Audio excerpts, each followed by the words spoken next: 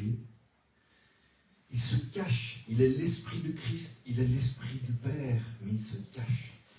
Il est effacé. Plus humble, vous ne pouvez pas trouver. Et pourtant, il est ici, avec nous, en nous. C'est vraiment des mystères. Le ministère qu'on porte, c'est un ministère de la profondeur. On veut rentrer dans le cœur des choses du Seigneur.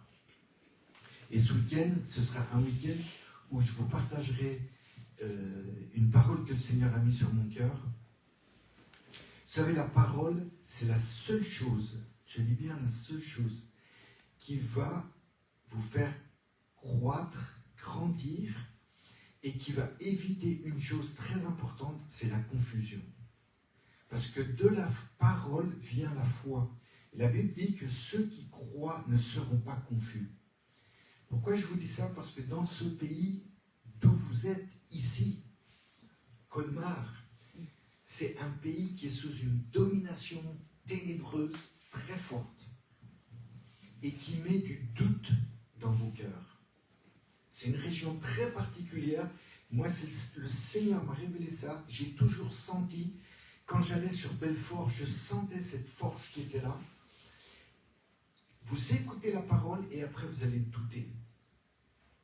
Vous allez écouter un pasteur, vous allez écouter un frère qui va vous dire quelque chose et après vous vous dites, oui, peut-être que c'est Dieu, peut-être que c'est qu'un homme en fait qui a parlé. Vous commencez à douter. Mais je crois qu'un jour, Dieu va démolir cette forteresse par la parole. Il y a une révélation de la parole qui sera portée que pour cette région de Colmar, et ça, j'en suis absolument convaincu. C'est vrai que quand on rentre à l'église, moi je dis souvent, on entre dans l'école de Christ. L'église, c'est une école où on apprend Christ. On apprend qui est le Sauveur, qui est le Seigneur, Créateur. Et la personne qui parle, c'est aussi le Christ qui veut toucher vos cœurs, ouvrir vos cœurs, vous mettre dans une position de foi et d'attente qu'il vienne et qu'il apparaisse dans votre vie. Parce que Dieu, il ne vous laisse jamais dans l'état où vous êtes toujours sur un cheminement de croissance. Et la leçon que Christ va vous donner, c'est aussi le Seigneur. Tout tourne autour de Christ. Tout tourne autour de la personne et la mission de Jésus. Aujourd'hui, je vais vous parler d'une parole qui m'est très chère. C'est comment recevoir notre guérison. C'est le thème du message de ce soir. Comment recevoir notre guérison? Quand Jésus est venu, il a fait 4 choses. Il a enseigné le royaume de Dieu, prêché sur le cœur du Père, guéri les malades et chassé les démons. Les 4 choses. Un ministère, il est incomplet s'il n'y a pas ces 4 choses qui est mis en avant. L'évangile, c'est l'évangile du royaume et qui est concentré sur le roi. Quand Jésus est apparu sur la terre, Israël était dans une attente, mais ça a résonné sur la terre d'Israël. Il y a comme eu un vortex. Il est resté à Galilée souvent et autour du lac de Galilée, il tournait, il faisait ses miracles. Et il y avait un vortex de puissance pour détruire l'esprit religieux qui était à Jérusalem, la capitale. Et détruire dans les cœurs tout ce qui avait été semé par cet esprit religieux. L'esprit légaliste, de la loi intransigeante. De chipoter, de trier la loi comme on trie des lentilles. Pour en sortir l'essence même de la loi qui est la grâce. Dans la loi, il y avait la grâce. C'est pour ça que Jésus a souvent parlé du Deutéronome et très peu de l'Exode. Parce que dans le Deutéronome, l'Exode, c'est la loi pure et dure. Mais dans le Deutéronome, c'est ton intention de cœur, pourquoi tu obéis à la loi. Pourquoi tu aimes le Seigneur? Pourquoi tu le cherches de tout ton cœur? Pourquoi tu viens vers lui? Pourquoi tu cherches dans les fêtes, dans les rendez-vous, pour le connaître, mais aussi te connaître? Et souvent, nous ne nous connaissons pas. Et dans cette histoire de ce soir, j'aime bien commencer toujours avec une histoire. Parce que Jésus était un homme qui nous aimait tellement qu'il voulait se confronter, rencontrer des personnes. Son but, c'était tout le temps de marcher, de se déplacer. La première chose qu'il dit sur le Fils de l'homme, il dit, le Fils de l'homme n'a pas un lieu où reposer sa tête. C'était un homme sans domicile fixe. Il était tout le temps en mouvement, tout le temps à rencontrer des gens et à les sortir, les restaurer, les sortir d'une incrédulité, comme une lourdeur dans les pensées. Il ne savait pas, il y avait une confusion. La loi n'était pas enseignée convenablement. Et lui, son cœur, il était attristé. Et on va voir dans cette histoire une des personnes les plus tristes, les plus pauvres, les plus isolées, les plus misérables du Nouveau Testament. Je parle de la femme à la perte de sang. C'est une histoire, elle était mise dans les 3 synopsis, les 3 évangiles. Mais ce n'est pas une histoire de guérison normale. Pourquoi? Parce que d'abord, je vais vous montrer la portée prophétique de ce récit. Pourquoi je dis ça? Parce que c'est l'histoire de 2 femmes. 2 femmes. Et on va voir qu'au travers de cette femme à la perte de sang, dans Marc 5, je vais lire le verset 21 à 34. Vous allez voir que dans cette histoire, il y a énormément de choses à retenir. Et il y a notamment chez Marc les 3 leçons pour recevoir sa guérison. 3 pas de foi.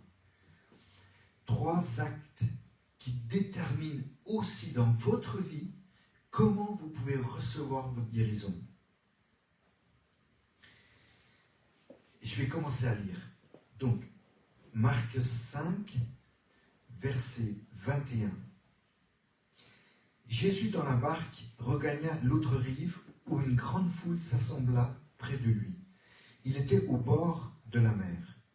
Alors vint un des chefs de la synagogue nommé Jairus, qui l'ayant aperçu, se jeta à ses pieds et lui adressa cette instante prière. « Ma petite fille est à l'extrémité. Viens, impose-lui les mains, afin qu'elle soit sauvée et qu'elle vive. » Jésus s'en alla avec lui. Et une grande foule le suivait et le pressait. Or, il y avait une femme atteinte d'une perte de sang depuis 12 ans. Elle avait beaucoup souffert entre les mains de plusieurs médecins. Elle avait dépensé tout ce qu'elle possédait et elle n'avait éprouvé aucun soulagement, mais était allée plutôt en empirant. Ayant entendu parler de Jésus, elle vint dans la foule par derrière et toucha son vêtement, car elle disait, « Si je puis seulement toucher ses vêtements, je serai guérie. » Au même instant, la perte de sang s'arrêta et elle sentit dans son corps qu'elle était guérie de son mal. Jésus connut aussitôt en lui-même qu'une force était sortie de lui, et se retournant au milieu de la foule, il dit, « Qui a touché mes vêtements ?» Ses disciples lui dirent, « Tu vois la foule qui te presse et tu dis, « Qui m'a touché ?» Et il regardait autour de lui pour voir celle qui avait fait cela. La femme, effrayée et tremblante, sachant ce qui s'était passé en elle, vint se jeter à ses pieds et lui dit toute la vérité. Mais Jésus lui dit, « Ma fille, ta foi t'a sauvée. Va en paix et sois guérie de ton mal. » J'arrête là. Amen. Amen. On sait que la petite fille qui est à l'extrémité de Jairus, elle a 12 ans. Et elle est en train de mourir. Et le père demande que Jésus vienne sauver sa fille. Jairus est un chef de la synagogue, c'est un homme qui est riche et qui est considéré et qui pourtant va s'humilier devant Jésus. C'est pas un rabbin, c'est plus un chef de synagogue, c'est ceux qui organisent les réunions, qui organisent les livres, la lecture, le bon déroulement du culte, vous voyez, mais c'est quelqu'un de très respecté et très respectable.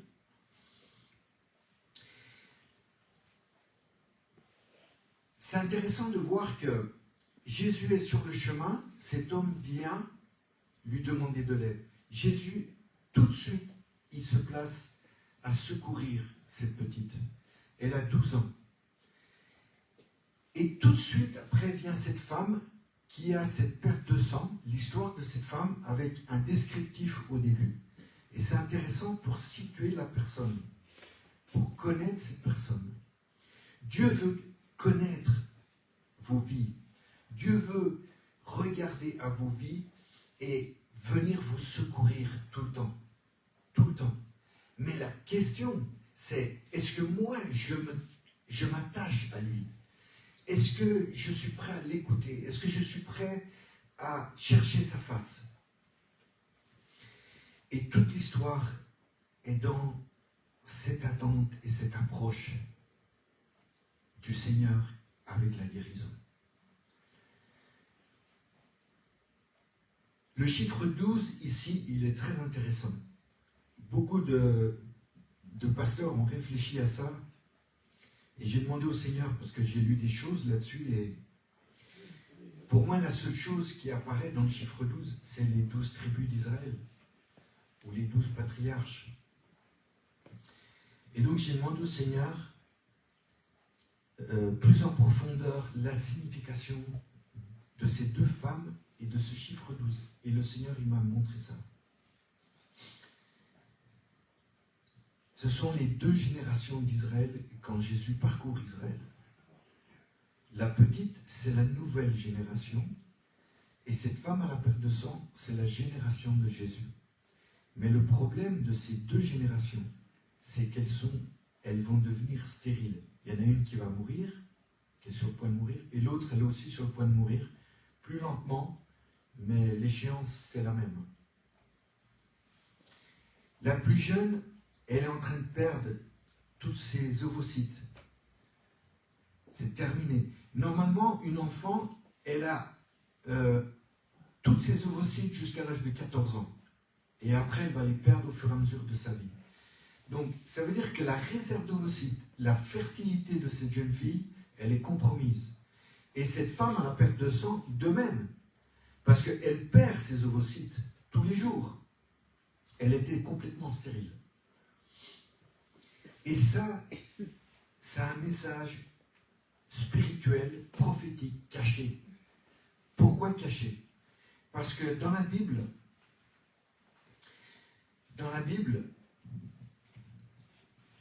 vous savez qu'Ésaïe, il parle de ça. Vous savez, Ésaïe, c'est le prophète qui annonce Christ. Il y a trois grands prophètes dans la Bible. Il y a Ésaïe, Jérémie et Ézéchiel, les trois grands prophètes, par la grandeur du message et l'autorité de ces prophètes. Ésaïe parle de Christ, Jérémie parle du Père et Ézéchiel parle du Saint-Esprit. Quand on veut savoir des choses sur l'Esprit, il suffit d'aller dans Ézéchiel. Il y a des choses très claires qui apparaissent. Et là, dans l'histoire qui nous intéresse, on voit au chapitre 64 et au verset 5, un texte très intéressant. Je vous lis le texte. « Nous sommes tous comme des impurs, et toute notre justice est comme un vêtement souillé. Nous sommes tous flétris comme une feuille, et nos crimes nous emportent comme le vent. » Et j'ai regardé dans le détail. Ce vêtement souillé, polluée. Donc c'est la propre justice d'Israël. Et vous savez que le mot souillé, un vêtement souillé, c'est un seul mot. En hébreu, c'est ed.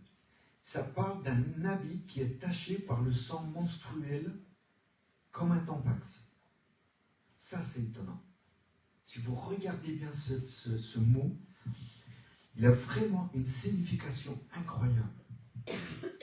En fait, cette femme à la perte de sang, elle parle de cette génération qui est prise, embourbée dans la propre justice et qui est souillée par cette propre justice, qui se croit pure, qui se croit choisie de Dieu, aimée de Dieu, mais qui n'obéit pas du tout à Dieu.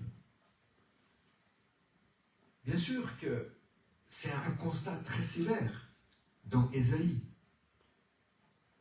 Et cette femme qui symbolise Israël dans sa propre justice, elle souffre.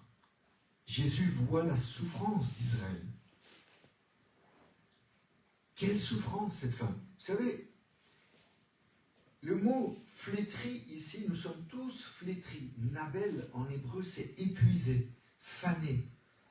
Elle défaille comme cette femme ceux qui se justifient par leur propre justice. Mais vous savez, aujourd'hui, c'est le même constat dans notre nation. On voit des gens propres justes qui ne se sentent pas du tout concernés par le message du Seigneur, par la pureté, la sainteté. Et ils avancent, ils argumentent, ils se justifient avec une propre justice. Et c'est terrible parce que pour Dieu, c'est une fausse sécurité dans un simple orgueil. Et ces gens, en fait, ils meurent lentement. Vous voyez, autour de nous, il y a tellement de gens qui meurent lentement. Vous savez, quand vous vivez avec le Seigneur, quand vous lisez la parole de Dieu, vous allez porter le fardeau de Dieu.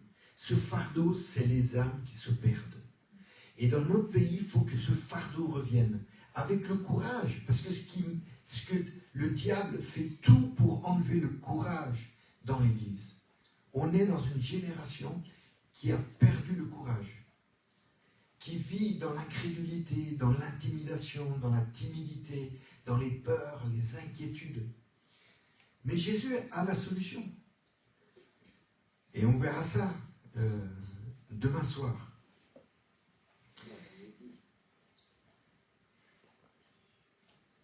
Ce texte nous montre, donc, c'est l'état d'Israël. On est là devant deux cas de figure, deux jeunes femmes qui sont au bout, à l'extrémité. Comme Israël était à l'extrémité et Jésus avait besoin de sauver Israël. C'est pour ça qu'il a été envoyé au bon moment, en fait. Ça, c'est la lecture prophétique. Vous voyez ? Maintenant, on va descendre dans l'histoire personnelle de cette femme. Marc 5, 26 nous dit qu'elle a dépensé tout son argent. Si elle a dépensé tout son argent, eh ben, moi je pense que son mari a dû lui donner sa dot. Ils ont dû divorcer. Parce qu'une femme qui avait de l'argent, à l'époque, c'est une femme, voilà, soit elle était mariée et son mari compatissait, soit elle avait reçu sa dot pour se débrouiller toute seule. Et je pense que c'était le cas. Et elle a beaucoup souffert entre les mains de plusieurs médecins. Et ça me montre que c'est vrai que on peut obtenir de l'aide des médecins. Et moi, j'ai rien contre le fait d'aller voir des médecins après avoir prié le Seigneur pour la guérison, pour qu'il révèle les causes de certaines maladies. Mais on voit que les médecins, ils n'ont rien pu faire pour elle. Vous savez, des fois, vous cherchez de l'aide auprès des médecins, mais au final, ils ne vous offrent pas grand-chose. Ils vont vous soigner, mais ils ne vont pas vous guérir complètement. On voit aussi que le monde et les médecins, ils ont fait tout leur possible, mais ils sont arrivés à rien avec cette femme. Et en fait, elle s'est bien vite rendue compte que ce monde et ses médecins, en fait, ils n'avaient rien à lui offrir. Il n'y avait rien. Sa situation s'était empirée. Imaginez les espoirs. À chaque fois qu'elle voyait un médecin, elle avait une espérance. Cet espoir, il a été repoussé à chaque fois. Imaginez la souffrance de cette femme. Elle était épuisée, découragée par tous ces espoirs différés, reportés. Elle avait mis sa foi dans les hommes, et cette fois, elle s'est arrêtée. Elle était vraiment désespérée. Vous savez, c'est là qu'on se rend compte dans la maladie qu'on est très très limité et très faible, et qu'on a besoin que d'une seule personne, c'est le Seigneur Jésus, et c'est ce qu'elle va faire. Et c'est là la solution, c'est là la lumière d'espérance qui va venir. Le texte nous dit dans le verset 27, et ça c'est le premier pas de foi qu'elle va faire, cette femme. C'est marqué, ayant entendu parler de Jésus, elle a commencé à se mettre en route, mais elle a commencé à s'informer sur le Seigneur. Et on sait dans Marc, au chapitre 3, je voulais un petit peu pour bien vous montrer le contexte de ce qui se passait à l'époque. C'est marqué au verset 7, chapitre 3, verset 7 de Marc. Jésus se retira vers la mer avec ses disciples. Une grande multitude le suivait de la Galilée et de la Judée et de Jérusalem et de l'Idumée et d'au-delà du Jourdain et des environs de Tyr et de Sidon. Oui, toute une nation réveillée par une seule personne. Et je continue. Une grande multitude, apprenant tout ce qu'il faisait, vint à lui. Il chargea ses disciples de tenir toujours à sa disposition une petite barque afin de ne pas être pressé par la foule. Car, comme il guérissait beaucoup de gens, tous ceux qui avaient des maladies se jetaient sur lui pour le toucher. Ça, c'était la rumeur, c'était l'information, l'actualité en Israël. Tout le monde se jetait sur lui pour le toucher, vous voyez? Et c'est venu à ses oreilles, à cette femme. Donc, vous de même, qu'est-ce qui vient à vos oreilles quand vous avez un problème?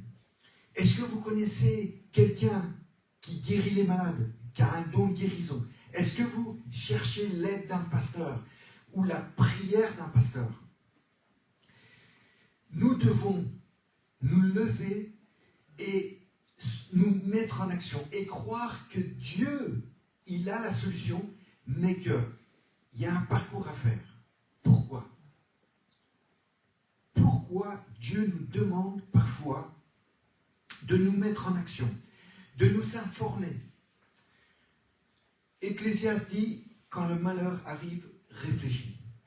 Ça veut dire, arrête-toi et commence à réfléchir à ce qui se passe. Quelle est la cause du problème? Qu'est-ce qui a bien pu déclencher cette maladie? Eh bien, cette femme, elle s'est informée. Et c'est ça qui me plaît. Pourquoi? Parce que dans cette histoire, c'est l'histoire de la foi pour la guérison. Elle commence à croire, elle entend les choses et elle se met à croire. Et avant de partir pour voir Jésus, donc elle entend parler. Sa foi, elle commence. La foi, c'est l'ouïe de la foi. La foi, elle commence toujours par une écoute, par une parole qui est écoutée et qui vient directement à propos dans ta vie. C'est comme s'il y a un copier-coller tout de suite, tac, tac. Ce que tu as besoin, Dieu va te le donner par une parole précise qui va parler à ta vie et qui va commencer comme une clé à ouvrir une porte de salut. Et c'est ce qui se passe chez cette femme. Elle entend parler de Jésus, ça parvient à ses oreilles, et cette femme, elle commence à envisager ce plan étonnant elle se dit quand même, je suis souillée. Selon la loi, je ne peux pas me présenter comme ça. Elle a dû réfléchir, elle a dû se dire, ça va être compliqué. Mon histoire est compliquée et ça va devenir de plus en plus compliqué. Comment je vais faire pour toucher Jésus? Et ça, c'est intéressant. Parce qu'il y a quand même... Elle doit se dire, si les gens guérissent en le touchant, c'est qu'il doit venir de Dieu. Et elle a peut-être dû se rappeler, parce que c'est une femme juive, elle a peut-être été à la synagogue et elle a entendu, dans le psaume 103, c'est marqué que Dieu guérit toutes les maladies. Dieu avait dit, je guérirai toutes les maladies et je pardonnerai tous les péchés. C'est déjà en prémisse l'œuvre de la croix recto verso, le pardon des péchés et la guérison de nos maladies. Donc, avec cette information, elle prépare son cœur. Et elle se dit, j'irai dans la foule, même par derrière. Elle se dit, c'est mon tour. Je vais y aller et je vais le toucher. C'est mon tour. Donc, elle se met en chemin. Le deuxième pas de foi, après avoir entendu, elle se met en chemin. Et voilà ce qui se passe. C'est très intéressant. Elle va dans la foule par derrière, car elle disait, dans Matthieu, il donne un petit détail parce que sa foi, elle a commencé à grandir quand elle a entendu parler, mais quand elle a marché, là, c'est plus la foi. La foi s'est transformée en confiance.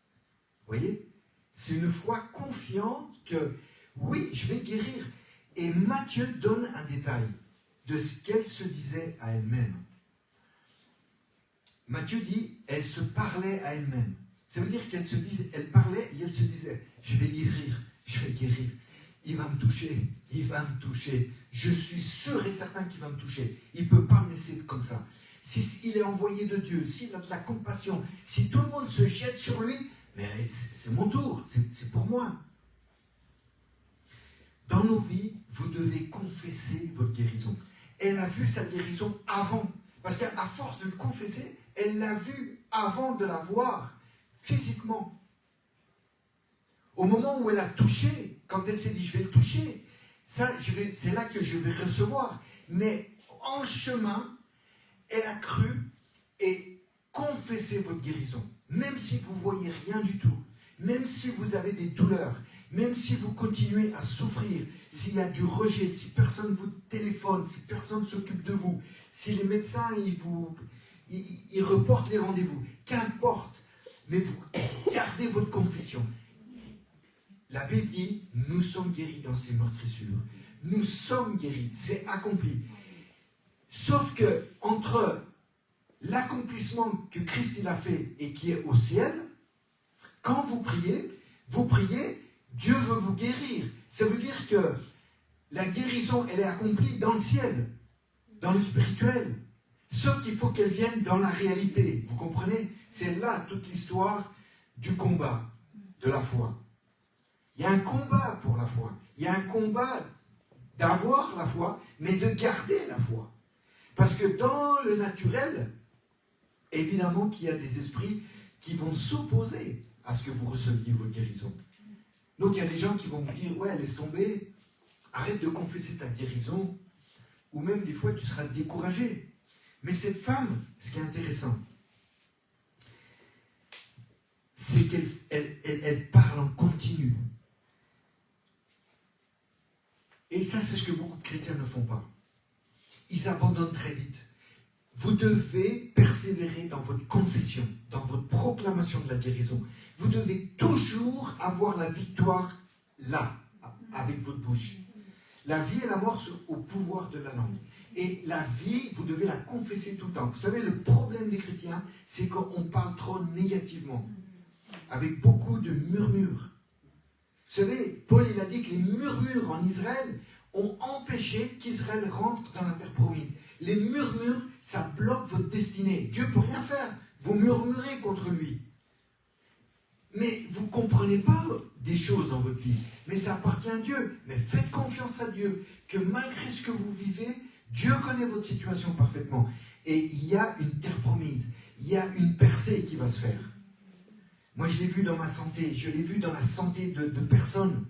Combien de fois, des fois, dans la foule au Portugal, je m'approchais d'une personne et le Seigneur, il me donnait des douleurs dans le cœur. Et le Seigneur, il me dit, tu vois, cet homme, il a eu une crise cardiaque et il est en train de faire une crise cardiaque. Et c'est pour ça qu'il est venu. Je vais le guérir. C'est pour ça qu'il me donnait la douleur dans le bras gauche et dans le cœur. Et quand je lui ai imposé les mains, il s'est effondré, il s'est relevé, il était guéri. Il était joyeux. Sa femme, elle pleurait, elle connaissait le problème. Et je lui ai dit, tu as eu une crise cardiaque, c'est revenu, mais maintenant tu es guéri. Et il m'a dit, je suis guéri. Extraordinaire. La guérison, elle se reçoit. Mais elle est là. Elle est déjà préparée. Elle est en chemin pour toi.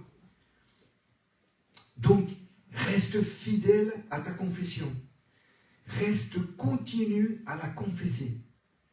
Même si dans sa vie, le sang ne s'est pas arrêté. Elle s'est fait un chemin dans la foule. Mais discrètement. Elle était courageuse, cette femme. Vous voyez ? Vous savez, tel vous dites, tel vous confessez, tel vous recevrez. C'est comme ça avec Dieu. C'est comme ça que Dieu voit votre confiance en lui.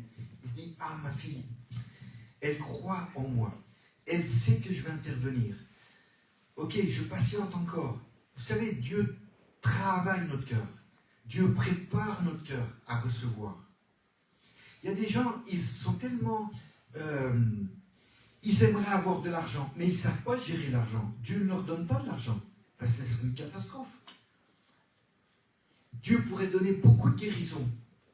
Le problème, c'est que les gens, ils feraient n'importe quoi une fois guéris. Donc des fois, Dieu va donner la guérison, mais il va préparer le cœur avant. Il va préparer une conduite sainte, une conduite appropriée à la guérison. Quand Dieu nous donne quelque chose, vous savez, Dieu est très très généreux. Moi, il m'a guéri plusieurs fois dans ma vie. J'ai eu un cancer, j'ai été guéri du cancer. J'ai eu une tumeur dans le ménisque. J'ai eu des histoires dans mon genou inimaginables de douleur.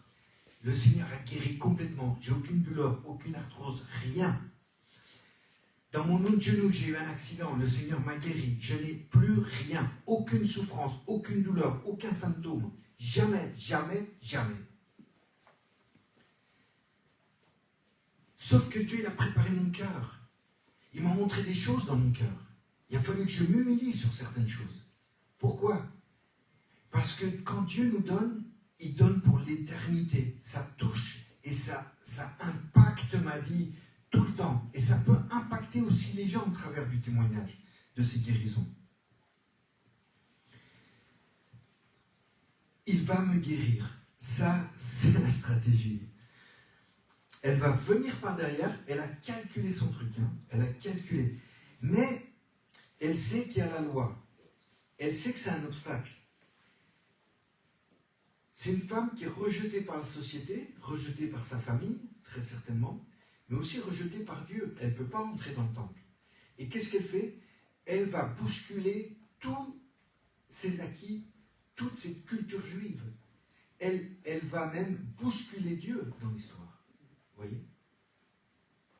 Ce que Dieu attend d'Israël, et attend toujours d'Israël, c'est que Israël bouscule le Seigneur, jusqu'à aller dans les extrémités. Ça veut dire à reconnaître le Messie, à toucher le Seigneur, à le confesser. Tant qu'Israël ne confessera pas le Seigneur Jésus-Christ, ses ennemis mettront en doute et en cause son installation sur la terre d'Israël. Parce que c'est la condition ultime que Dieu a donnée dans l'Alliance. Je sors un peu du cadre. Mais c'est la condition. Il a dit, la terre m'appartient, je la donne à qui je veux. Je te la donne à toi, ok, Israël, mais une seule condition, que pour y demeurer, il faut que tu m'obéisses. Il faut que tu me suives, que tu m'obéisses. D'ailleurs, la pluie, elle ne viendra que selon ton obéissance. C'est la seule nation sur la terre où la pluie ne vient sur Israël qu'à cause de son obéissance. Même s'il y a un petit reste. Mais Dieu veut toute la nation. Et ça nous parle à nous. La nation d'Israël, c'est notre corps aussi. C'est notre vie. On est attachés. C'est notre frère aîné. Il y aurait tellement de choses à dire. Ce qui est bien chez cette femme, non seulement il y a la loi, mais il y a aussi ce que vont dire les gens.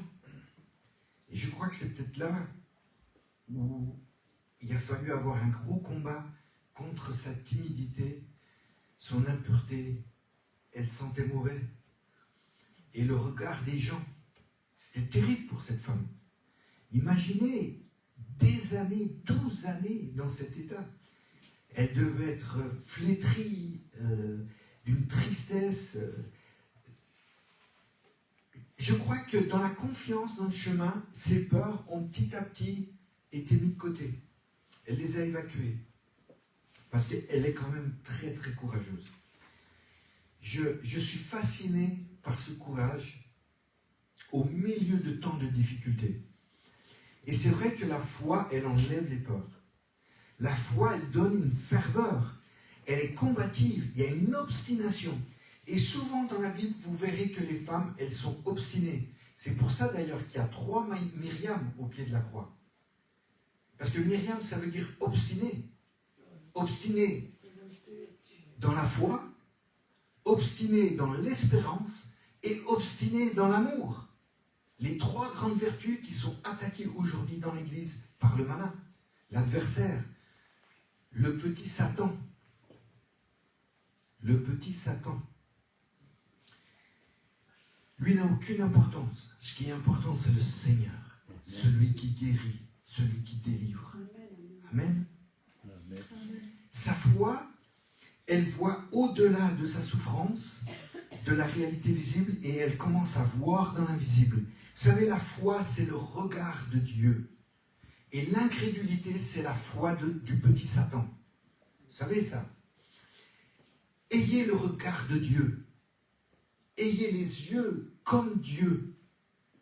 En croyant que c'est pas ce que vous touchez qui a de l'importance, mais c'est ce qui se passe dans l'invisible. C'est toute la réalité. Le visible et l'invisible. C'est tout ça la réalité. Demain soir, je veux vous parler des yeux. De voir le Fils de l'homme. C'est d'une profondeur. Cette femme, elle savait qu'il était particulier. Il n'était pas seulement un prophète. Parce que Jésus va lui donner une parole très forte à la fin, qui nous montre que cette femme était entièrement sauvée. Elle a reconnu le Fils de l'homme comme étant le Fils de Dieu, qui avait tout pouvoir sur la chair, sur l'âme, sur l'esprit. Maintenant, elle vit, parce qu'elle a confessé, même si elle a profané la loi, si elle a défié les coutumes juives, elle a même défié Moïse, Dieu, qu'importe. Elle peut même se dire, je vais peut-être rendre ce rabbin impur, mais très vite, elle balaye ça. Parce qu'elle a un courage qui va au-delà des conventions. Et des fois, c'est ce qu'on a besoin pour la guérison. C'est d'aller au-delà du qu'en dira-t-on, au-delà de ce que les gens vont penser. Vous voyez, si je tombe, si je vomis, plusieurs fois on a vu des pasteurs, ils voulaient leur délivrance, ils vomissaient par terre devant leur église pendant 40 minutes. Ils n'en avaient rien à fiche parce qu'ils savaient qu'il y avait des packs de sang. Parce que depuis leur enfance, ils étaient perturbés, ils étaient insomniaques, il y avait des visitations démoniaques. Ils n'en pouvaient plus, ils disaient, je veux être délivré. Les conventions, zéro. Ça, c'est du baratin. Ça, c'est de l'actualité du monde. Mais dans l'Église, sentez-vous libre. Vous êtes appelés à la liberté physique, spirituelle, émotionnelle, psychologique, totalement libre. Ah, si vous saviez. Ok, elle profane la loi. Et elle va derrière Jésus. Ça, c'est son 3e pas de foi. Elle a avancé dans la foule. Et les disciples, ils ne comprennent pas. d'un coup, il y a une puissance, parce qu'elle va toucher le vêtement. Et il y a une puissance qui va sortir de Jésus. Mais ce qui est intéressant, c'est que, vous savez, dans la vie, il y a toucher et toucher. Il y a attente de Dieu et attente du Seigneur. Tout le monde l'attendait dans ces grandes foules quand il est arrivé avec la barque. C'est marqué, une grande foule s'assembla près de lui. Dans cette grande foule, il n'y a eu que 2 personnes qui ont été touchées. Les autres l'attendaient, mais sans la foi, sans l'amour. Et moi, je suis sûr que cette femme, en confessant sa guérison, elle aimait le Seigneur. Elle a dit, s'il peut s'abaisser jusqu'à moi pour me sauver, eh bien c'est qu'il m'aime. Dieu t'aime. Dieu t'aime tellement. Il ne veut pas te laisser dans la maladie. Il ne veut pas te laisser avec des tourments la nuit. Il ne veut pas de ça. Les gens qui te laissent dans cet état-là, il y a un manque de compassion. Il y a un manque de regard plein d'amour et de charité.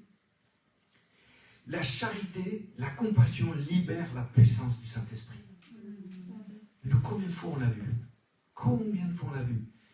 Des gens, des fois, même pas de parler, hein, rien que de mettre la main sur le cœur d'un homme qui est dans la souffrance, que personne ne connaît. Et à la fin, je lui donne une parole exacte sur le problème. Mais en mettant la main pendant 10 minutes, la personne, elle tremble, elle se met à pleurer, elle pleure comme un bébé. Vous voyez?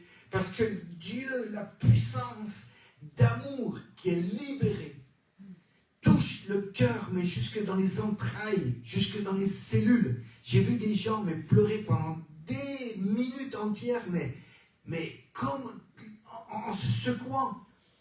Des fois, il y a des comportements complètement étranges dans l'onction. Pourquoi?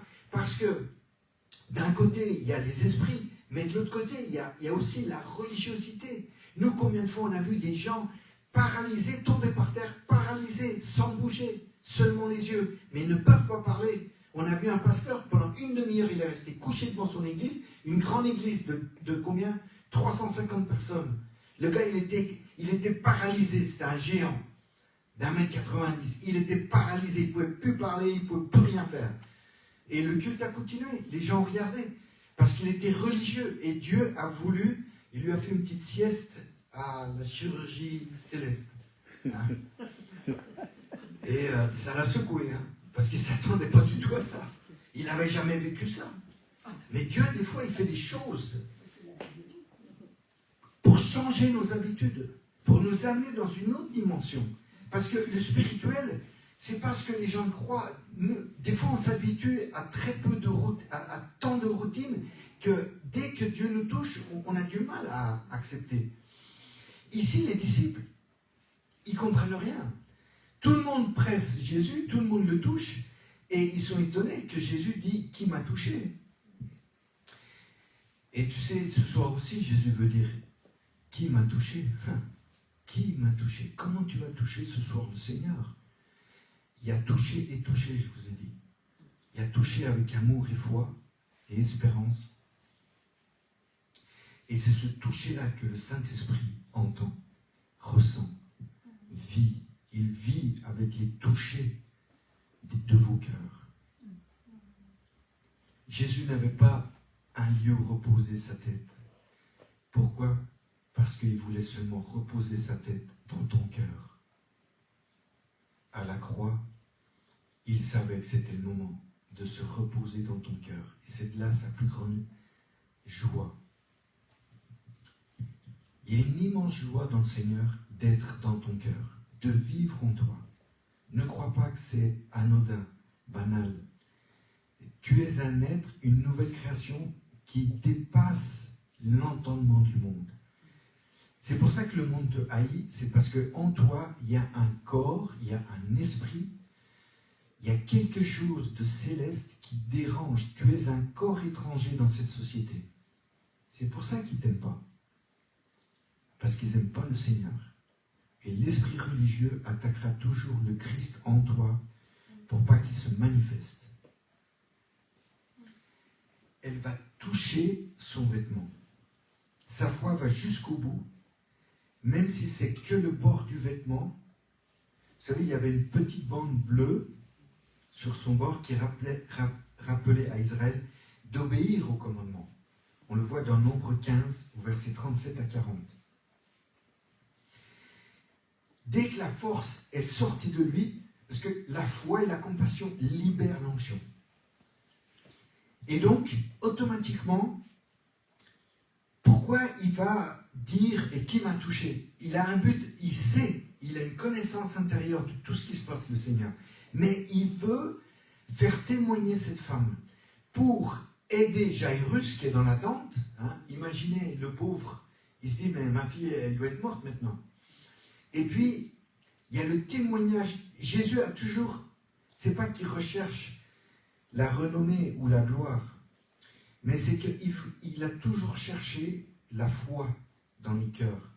Donc, il sait que le témoignage de cette femme est très important. Et en même temps, cette femme, elle a touché le cœur de Jésus. Et c'est ça qui lui plaît. C'est ça la différence avec d'autres personnes. Les personnes qui guérissent, c'est ceux qui touchent le cœur de Jésus. Et c'est la question, est-ce qu'on a la foi et l'amour en Jésus pour recevoir notre guérison? La Bible dit que c'est toujours aujourd'hui, c'est aujourd'hui, à l'instant, maintenant, que Dieu veut te guérir, si tu as une difficulté.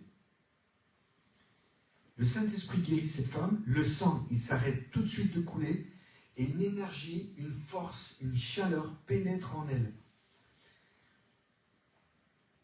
Tu peux le dire ce soir, je vais le toucher. Tu confesses, je vais toucher le Seigneur. Dites-le à voix haute, n'ayez pas peur, dites-le. Je vais toucher le Seigneur. Amen, amen. Je vais toucher le Seigneur ce soir. Vous savez, Jésus il est présent et il veut nous amener dans la guérison. Et là, elle était, en premier, elle était donc en chemin. Après, elle était devant le Seigneur. Elle était derrière le Seigneur, au contraire. Et maintenant, elle est derrière. Elle était derrière le Seigneur, pardon. Et maintenant, elle est devant Jésus. Quand elle est devant le Seigneur, son cœur a changé. Il y a quelque chose qui s'est ouvert. Elle a reçu la guérison et il y a une confiance nouvelle. Même sans être vue, même sans être connue, elle reste dans l'humilité. Et là, c'est intéressant. Quand il dit qu'il sait, bien sûr, comme je vous ai dit, il sait. Mais la confession publique, c'est quelque chose qu'on a du mal à accepter des fois. Lui veut voir son visage. Il veut qu'elle voie son sauveur face à face. Vous savez, Dieu, quand vous confessez, c'est comme si vous le voyez face à face. Vous dites, voilà, il a fait ça pour moi. Ce n'est pas de l'orgueil. C'est seulement dire, j'ai vécu cette expérience. C'est dans ma chair, dans mes entrailles. Et quand on voit le Seigneur, écoutez, votre vie, elle est transformée. Moi, quand j'ai été guéri du cancer, je vous garantis, j'avais une force, une énergie. Je savais que le cancer était vaincu. Le nom du cancer est plus petit que le nom de Jésus. J'ai ressenti dans toutes les fibres de mon être la puissance de ce nom de Jésus-Christ. J'ai vu des démons trembler devant ce nom de Jésus-Christ. Des démons puissants de sorcellerie. Même des esprits humains. Avec des packs de sang. Les gens, ils vomissaient du sang à cause des packs de sang. Mais le nom de Jésus est plus fort. Les démons, ils tremblent. Ils tremblent. Ils ont peur de ce nom. Tout l'enfer tremble rien qu'au nom de Jésus. N'ayez jamais peur de prier sur vous et de dire au nom de Jésus, je suis guéri. Au nom de Jésus, je reçois la guérison. Jésus veut aussi qu'elle glorifie le Seigneur en disant toute la vérité. Elle confesse le Christ publiquement. Ça, c'était très important. Et ce témoignage va finaliser sa guérison. Sa foi va impacter d'autres cœurs. Et surtout, comme je vous ai dit, celui de Jairus qui était dans la tente. Et même, dans le texte, c'est marqué qu'il va recevoir une parole de foi. Jésus va lui dire, ne crains point, crois seulement. Ne t'occupe pas de ce qui se passe. Continue de croire. Continue. Je suis fidèle. Je vais m'occuper. Ta fille, elle vivra. Regarde cette femme guérie. C'est déjà un prémisse pour ta fille, cette nouvelle génération qui se perd. Elle vivra le deuxième miracle. Tout est possible à celui qui croit. Et cette femme, elle va confesser et elle finalise tout. Et c'est extraordinaire de voir que Jésus va lui dire « ma fille ». Quand il lui dit, vous savez, Jésus était un homme très pudique. Une seule fois dans sa vie, une seule fois, devant ses disciples, publiquement, il a dit « j'aime mon Père ». Juste après la trahison, après la Sainte Seine. Il a dit « j'aime mon Père ». Il était tellement ému d'avoir dit ça publiquement, il a dit « partons d'ici ». Il était tellement surpris de ce qui était sorti. Il le disait tout le temps devant son Père, dans le privé. Mais là, publiquement, et là, quand il dit « ma fille », ça veut dire « je suis comme ton Père ». Toutes ces années seul, maintenant, c'est terminé. Je suis celui qui prend soin de toi. Et il lui dit « ta foi t'a sauvé. Tu es une fille de Dieu sauvée. Ta foi confiante et engagée pour moi, tu peux aller en paix maintenant. Tu es sauvé, réconcilié avec Dieu le Père. » C'est comme s'il lui disait « je suis ton Père. Je suis ton Père. » Moi, des fois, vous savez, dans l'intimité de la prière, je demande très peu, mais je remercie beaucoup et je fais beaucoup de silence et je parle en langue. Et quand je parle, je dis « tu es mon Père. Je t'aime, Papa. Jésus, tu es comme mon Père. J'ai besoin de toi, mais de savoir que tu es là. Pour moi, c'est une immense joie. C'est une immense consolation. Tu es vraiment un consolateur extraordinaire. Et tout ce que tu me donnes, une épouse, du chauffage, un appartement, c'est des petites choses. Mais même le souffle, je lui dis souvent, le souffle que tu m'as donné, il va continuer jusque dans la vie éternelle. Ça ne va jamais s'arrêter. Vous savez que le souffle que vous avez, il ne va jamais s'arrêter. C'est extraordinaire.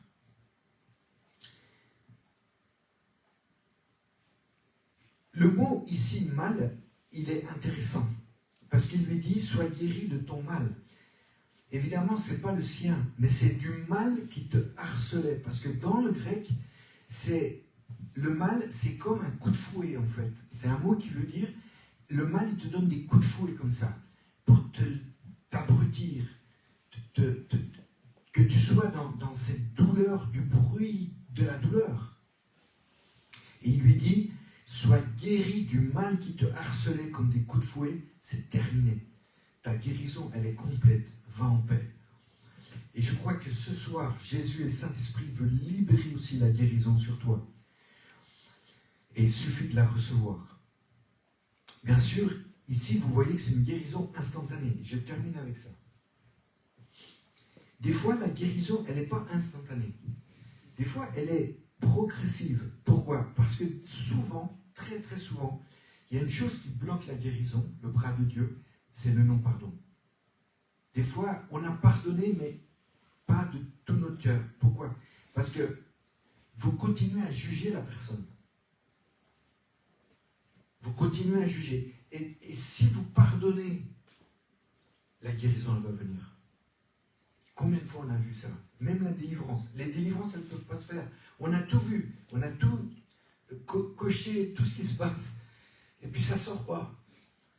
Et puis, à un moment donné, on a la révélation. Tu ne t'es pas pardonné à toi-même sur un truc. Ou tu ne t'aimes pas. Il y a des gens qui ne s'aiment pas avec le temps et ils s'en veulent.